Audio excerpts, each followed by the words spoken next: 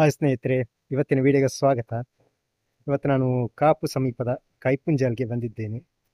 ಇಲ್ಲಿ ಒಂದು ಅತ್ಯಂತ ಪ್ರಸಿದ್ಧವಾದ ಒಂದು ದರ್ಗಾ ಇದೆ, ಕೈಪುಂಜಾಲ್ ಸೈಯದ್ ಅರಬಿ ವಲಿಯುಲ್ಲಾಹ್ ದರ್ಗಾ ಶರೀಫ್.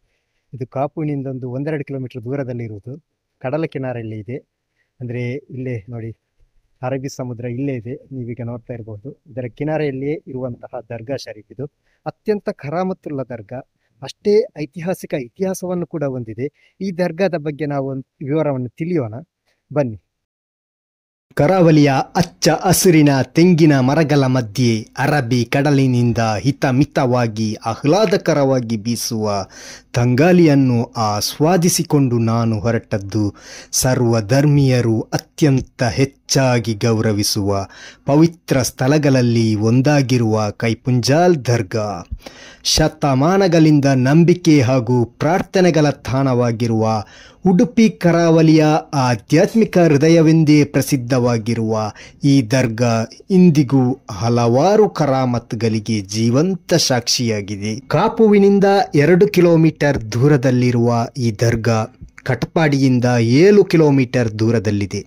ಮಂಗಳೂರು ಉಡುಪಿ ಮಧ್ಯೆ ಹಾದು ಹೋಗುವ ರಾಷ್ಟ್ರೀಯ ಹೆದ್ದಾರಿ 66ರಲ್ಲಿ ಕಾಪು ಸಮೀಪದ ಕೋತಲ್ಕಟ್ಟೆ ಎಂಬಲ್ಲಿ ಪಶ್ಚಿಮ ಭಾಗಕ್ಕೆ ತಿರುಗಿದರೆ 1.5 ಕಿಲೋಮೀಟರ್ ಅಂತರದಲ್ಲಿ ಈ ದರ್ಗಾ ಸಿಗುತ್ತದೆ. ಆದರೆ ದರ್ಗಾದ ತುಂಬ ಹತ್ತಿರ ಹೋಗಲು ರಸ್ತೆ ಇಲ್ಲ. ಕಡಲ ತೀರದಲ್ಲಿ ಈ ದರ್ಗಾ ಇರುವ ಕಾರಣ, ಸುತ್ತಮುತ್ತ ಮನೆಗಳೇ ಇರುವ ಕಾರಣ 100 ಮೀಟರ್ನಷ್ಟು ನಡೆದುಕೊಂಡು ಬರಬೇಕು ಅಷ್ಟೇ. ಇಲ್ಲಿಯ ಮತ್ತೊಂದು ವಿಶೇಷತೆ ಏನೆಂದರೆ, ಈ ದರ್ಗಾ ಪರಿಸರದಲ್ಲಿ ಒಂದೇ ಒಂದು ಮುಸ್ಲಿಮರ ಮನೆ ಇಲ್ಲ. ಮುಸ್ಲಿಮರ ಮನೆ ಸಿಗಬೇಕಾದರೆ 2 ಕಿಲೋಮೀಟರ್ ದೂರ ಹೋಗಬೇಕು. ಆದಾಗಿಯೂ ಇಲ್ಲಿರುವ ದರ್ಗಾ ಅತ್ಯಂತ ಶುಚಿಯಾಗಿ ಸುಸಜ್ಜಿತ ಸ್ಥಿತಿಯಲ್ಲಿದೆ ಅಂದರೆ ಅದಕ್ಕೆ ಮುಖ್ಯ ಕಾರಣ ಇಲ್ಲಿಯ ನಿವಾಸಿಗಳು. ಹೌದು, ಸುಂದರವಾದ ವಾಸ್ತುಶಿಲ್ಪ ಶೈಲಿಯಲ್ಲಿರುವ ಪುರಾತನ ದರ್ಗಾ ಇದು. ಇಲ್ಲಿ ಅಂತ್ಯವಿಶ್ರಮಗೊಳ್ಳುತ್ತಿರುವ ಮಹಾತ್ಮರ ಹೆಸರು ಸೈಯದ್ ಅರಬಿ ವಲಿಯುಲ್ಲಾಹ್ ರಲಿಯಲ್ಲಾಹು ಅನ್ಹು.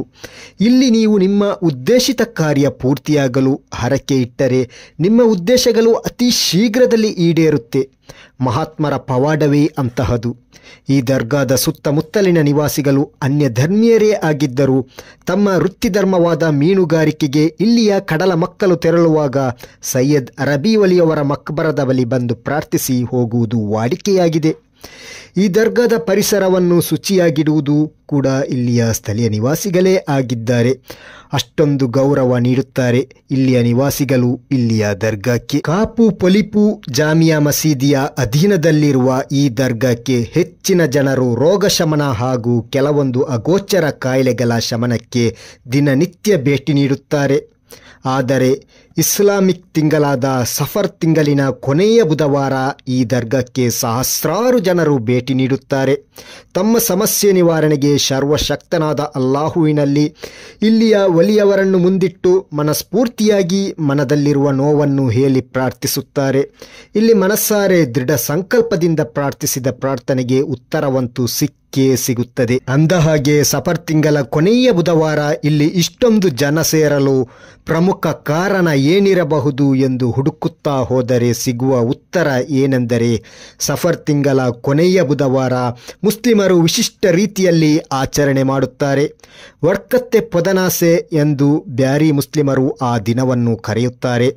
ಅಂದು ಕುರ್ಆನ್ ಅಕ್ಷರವನ್ನು ಬರೆದು ಅದನ್ನು ನೀರಿನಲ್ಲಿ ಕಲಸಿ ಕುಡಿಯುತ್ತಾರೆ. ಇದರಿಂದ ಉತ್ತಮ ಜ್ಞಾನ ಸಿಗುತ್ತದೆ ಹಾಗೂ ರೋಗಗಳು ಗುಣವಾಗುತ್ತೆ ಅನ್ನುವ ನಂಬಿಕೆ ಇದೆ. ಅದೇ ರೀತಿ ದೂರದ ದರ್ಗಾಗಳಿಗೆ ನಡೆದುಕೊಂಡು ಹೋಗಿ ದರ್ಗಾ ಜಿಯಾರತ್ ಮಾಡುವ ಆಚರಣೆ ಕೂಡ ಬಹಳ ಹಿಂದಿನಿಂದಲೇ ನಡೆದುಕೊಂಡು ಬಂದಿದೆ. ಅಂದಿನ ಕಾಲದಲ್ಲಿ ಹೆಚ್ಚಿನವರು ಈ ಕೈಪುಂಜಾಲ್ ಅರಬಿ ವಲಿಯುಲ್ಲಾಹ್ ರವರ ದರ್ಗಾ ಜಿಯಾರತಿಗೆ ನಡೆದುಕೊಂಡು ಬಂದು ತಮ್ಮ ಸಮಸ್ಯೆಗಳನ್ನು ಹೇಳಿಕೊಂಡು ಅದಕ್ಕೆ ಪರಿಹಾರ ಪಡೆದುಕೊಂಡು ಹೋಗುತ್ತಿದ್ದರು. ಕ್ರಮೇಣ ಸಫರ್ ಜಿಯಾರತ್ ಅಂದರೆ ಕೈಪುಂಜಾಲ್ ದರ್ಗಕ್ಕೆ ಹೋಗುವುದು ಅನ್ನುವಷ್ಟರ ಮಟ್ಟಿಗೆ ಸಫರ್ ಜಿಯಾರತ್ ಹಾಗೂ ಕೈಪುಂಜಾಲ್ ದರ್ಗಾ ಪ್ರಸಿದ್ಧಿಯಾಯಿತು. ಇಂದು ಕೈಪುಂಜಾಲ್ ತನಕ ರಸ್ತೆ ಇದ್ದರೂ ಸಾವಿರಾರು ಜನರು ಸಫರ್ ಜಿಯಾರತಿಗೆ ಬರುವ ಕಾರಣ ಕಿಲೋಮೀಟರ್ ಗಟ್ಟಲೆ ನಡೆದುಕೊಂಡು ದರ್ಗಾವನ್ನು ತಲುಪಬೇಕಾದ ಅನಿವಾರ್ಯತೆ ಇದೆ. ಅಲ್ಲಿ ಸೀರಣಿ ರೂಪದಲ್ಲಿ ಸಿಗುವ ಪಾಯಸ ಬಹಳಷ್ಟು ಪ್ರಸಿದ್ಧಿ ಕೂಡ ಪಡೆದಿದೆ.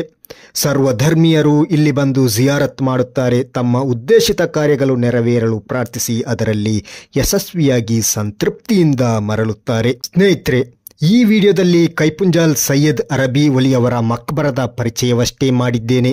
ಮುಂದಿನ ದಿನಗಳಲ್ಲಿ ಸಂಪೂರ್ಣ ಚರಿತ್ರೆಯನ್ನು ನಿಮ್ಮ ಮುಂದೆ ಈ ಚಾನೆಲ್ ಪ್ರಸ್ತುತಪಡಿಸುತ್ತದೆ.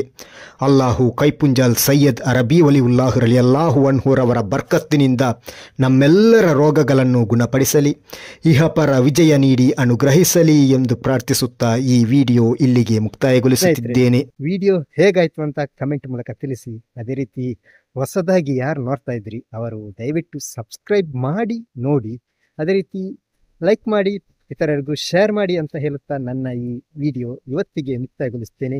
ಮುಂದಿನ ವಿಡಿಯೋದಲ್ಲಿ ಮತ್ತೊಮ್ಮೆ ಸಿಗ್ತೇನೆ. ಅಲ್ಲಿ ತನಕ ಎಲ್ರಿಗೂ ಥ್ಯಾಂಕ್ ಯು. Bye bye.